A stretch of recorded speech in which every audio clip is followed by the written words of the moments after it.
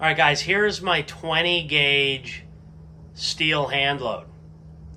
I opted to pattern this at 25 and 35 yards. Reason being is limited effective range of the 20 gauge. So I'm not the biggest 20 gauge hunter. I just started hunting waterfowl with a 20 gauge. I do enjoy it. I can absolutely positively say in my limited time hunting with a 20 gauge for waterfowl, it's absolutely effective. You know, if you'd asked me 5 years ago, I probably wouldn't have given you the same opinion. And I know a lot of people today have jumped on the bandwagon of 20 gauge or smaller for waterfowl. And I also know there's a lot of guys that are just absolutely against it. Whatever your reason is, that's fine. I can just tell you I'm a realist, right? I also hunt upland with a 410. I also know I can't shoot pheasants at 50 yards, right? So you need to know your limited effective range. Of course, you can go to different shot materials and change your effective range. This is a steel load, and I know a lot of you guys hunt in areas that you don't need to worry about past 30, 35 yards. I live in Pennsylvania, so 20 gauge is somewhat limited for use for me because it's not always possible to get the birds in as tight as, you know, say hunting flooded timber, for example. Not that I've ever done it, but I've watched enough videos, talked to enough people that have done it to kind of understand where to go with this conversation. Long story short, this is a really, really, really simple load. No, it's not in a book. You know, just like any good load, it sure seems like, it just isn't in a book. There just isn't a lot of information for this one. I will go over the recipe. I'll give you all the components. As you can tell, looking at this, it is an amazing pattern at 25 yards. So the gun that I used was a Winchester Super X4, an awesome budget-oriented shotgun. No, it's not Mossberg cheap. You know, you're looking in that $8 to $850 range. So it's not cheap, but it really is budget-oriented on the, you know, say, nicer shotgun side of things. It's an awesome gun. 28-inch barrel, like I said, 20-gauge Super X4. And I'm using TruLock chokes for everything. I also have a hell of a bismuth load, and I'll make another video for that one in the future. I'm trying to do one video a week right now. I think I can keep up with something like that. Gone back down the engineering career path. I should have a little bit more free time instead of just living to work. So anyways, like I said, I'll go over everything here shortly. It's a very simple load.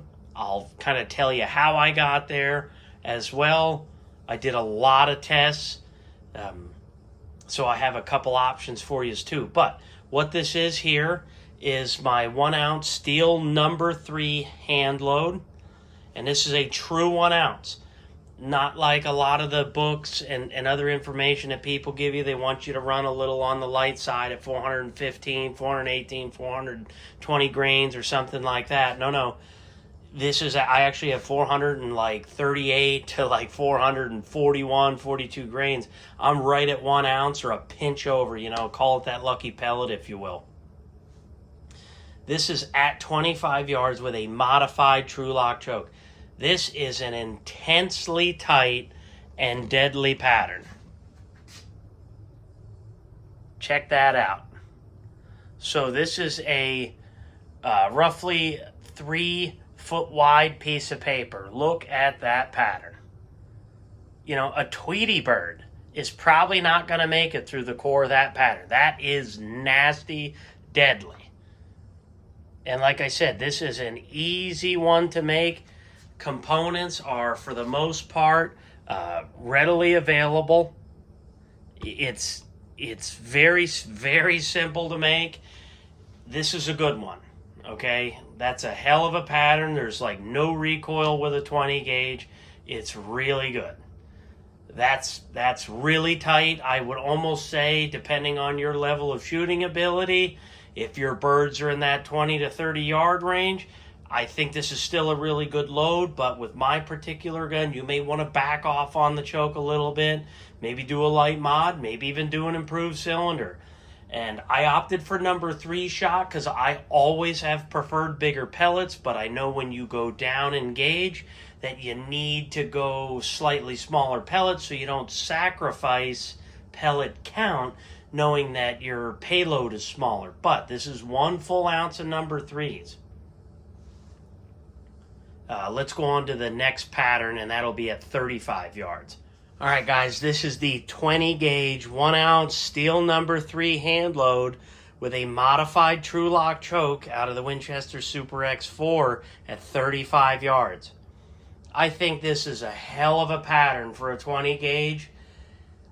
I also think it's perfect because I would say 35 yards is probably your max reasonable distance. I'm not saying you can't kill something at 40 yards, 45 yards rather, but the odds of getting a cripple is probably pretty high. But at 30, 35 yards, number 3 steel is incredibly effective, and it is certainly budget friendly. This is a hell of a pattern. Let me get the camera up a little bit closer so you guys can see more. So once again, about a 30-inch, 3-foot wide piece of paper, and you notice this is right about a 30-inch, 24-inch diameter, like core of the pattern is really, really good. So next we'll go on to the recipe, the components, and I'll also give you some substitutions because I know some folks will ask about that, and that's certainly reasonable by, it's August at this point of 2023, and I know that there's shortages, still in certain components such as primers, powders, and things like that. But I think you'll all be happy to see what components I'm using. So I started with this particular load using the Status of Steel manual by BPI. I do believe there's some data for these WADs. I'll go over it in a second. I'm looking at the recipes at the very bottom. So Cheddite 20 gauge strand, Lil'Gun powder, 34, 36, 37 grains, a PT 2092 WAD, 420 grains of, they're calling for 4-shot steel. And they're giving you the pressures here and the velocities. So let me go over the recipe here real quick. 20 gauge 3-inch number 3. I call out steel at the bottom. Cheddite 3-inch. This is the CX2300 primer, if I recall. It is what they call the hot primer. Powder is Lil'Gun, 34.5 grains is where I'm at. And then the precision reloading steel wad, which is just an Italian wad, by the way, just sold under Precision Reloading's a series of steel wads. And then obviously nickel plated number 3 steel. So once again, I went with the number 3 steel here because it's economical if you're going to run steel.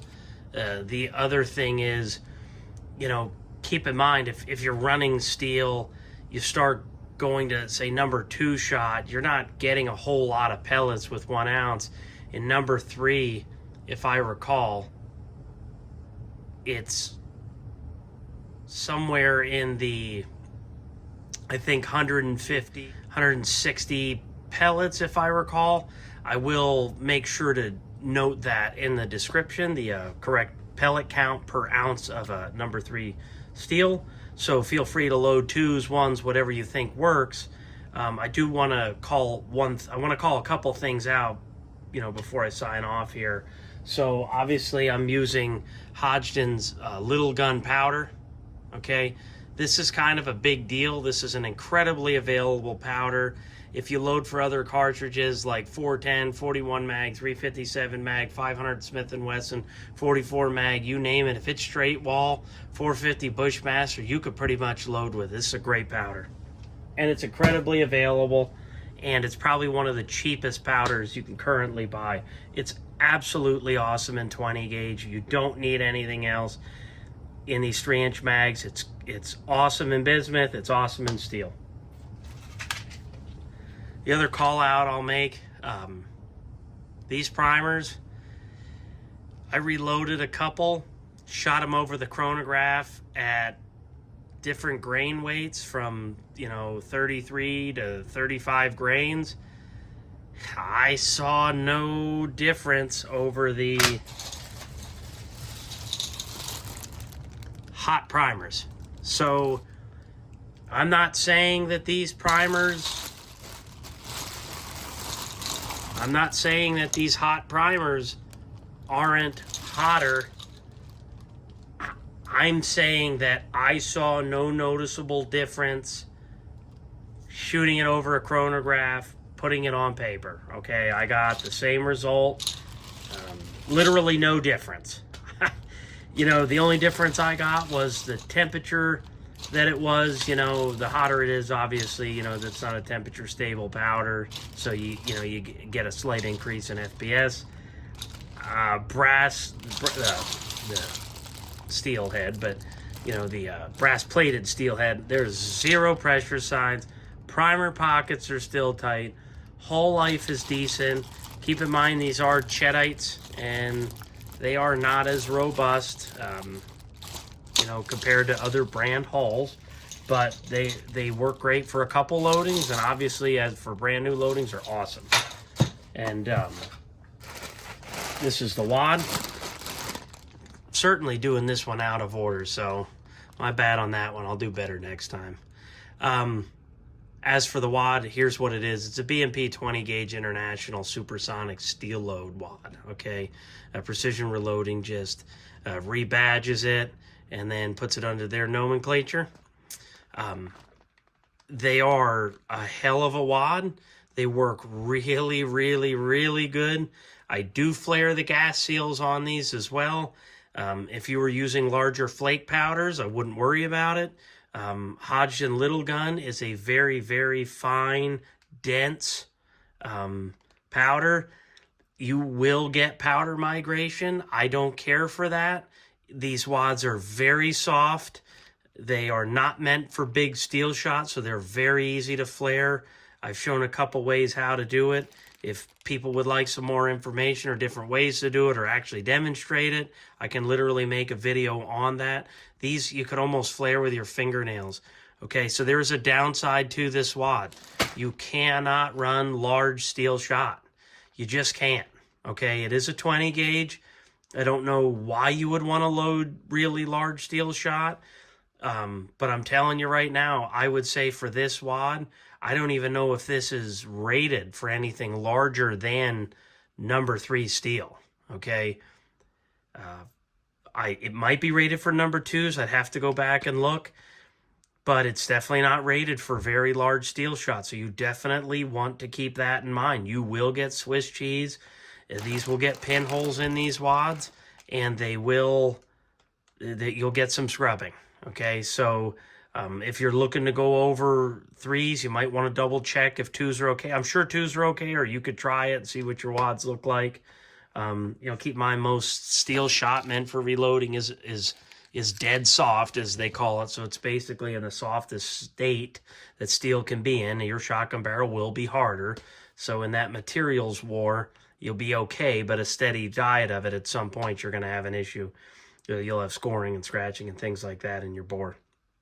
But like I said, these are great WADs, and because they're 20 gauge, they're not meant for really large shot, which is a good thing. Most of the time you guys are probably running, 3s or 4s. Maybe if you're a goose hunter, or maybe you're taking slightly farther shots, maybe you want to run 2s or 1s. Just keep in mind, you're going to have a really reduced pellet count, and you could beat up these WADs, but these are a very, very soft WAD. Very soft. Kind of remind you of, like, say, a standard skeet wad or trap wad or something like that. You know, here's a finished load. That's got a beautiful taper. That's off of just a Mech 600, and they crimp beautifully. That's a virgin hull. They crimp great. I'm not saying they're the best crimp you've ever seen, but spent very little time setting up my machine. Nice deep little crimp. Everything looks awesome. Like I said, a nice taper. They feed awesome in the SX4, but you will notice, you'll see like a kind of a slight dimple here and there. That's kind of the shot poking out, because once again, you know, these aren't the most durable wad, and the Cheddite hulls just aren't as tough. So you do see that a little bit here and there, but they look great and they work good. I mean, you'll get a couple loadings out of them. You know, you might lose some after the second loading or third. I wouldn't expect to get much more than 3 or 4. You know, if you shot an entire bag of 100, you might only get 30 survivors after 3 loadings. So, but, you know, that's it in a nutshell. I definitely rambled more than I wanted to. So I'll edit this the best that I can. But this is a hell of a steel wad. You guys saw the patterns yourself. It's absolutely awesome. And I hopefully you like it. And then next I'll bring the 20 gauge bismuth load out. And I think you guys will like that one a lot too. All right, I'll see you later.